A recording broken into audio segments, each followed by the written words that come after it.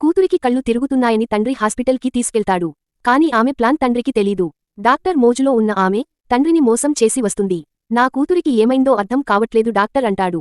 ఏదో చిన్న వీక్నెస్ అనుకుంటా సార్, నేను చూసుకుంటా, మీరు బయట వెయిట్ చెయ్యండి అని అమ్మాయిని లోపలికి తీసుకెళ్తాడు.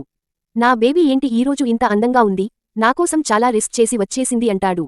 నా కూతురు ఎందుకు అరుస్తుంది అని తండ్రి వెళ్తుంటే ఆపి, మీరు ఇక్కడే వెయిట్ చెయ్యండి, చెక్ చేసిన తర్వాత డాక్టర్ పిలుస్తారు అని కాంపౌండర్ అంటాడు. లోపల ఫుల్గా ఎంజాయ్ చేసి ఇద్దరూ బయటికి వస్తారు.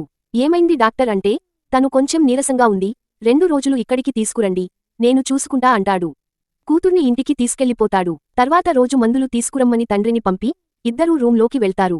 పర్స్ కోసం తండ్రి వెనక్కి వస్తాడు. రూంలో కూతురు చేసే పని చూసి షాక్ అవుతాడు. తర్వాత ఏం జరిగిందో చూసే ముందు, మీలో ఎంతమందికి ఇంజెక్షన్ చేయించుకోవటం అంటే భయమో వాళ్ళు వీడియోకి లైక్ చేసి ఆన్సర్ని కామెంట్ పెట్టండి. చూద్దాం ఎంతమంది భయపడే వాళ్ళు ఉన్నారో.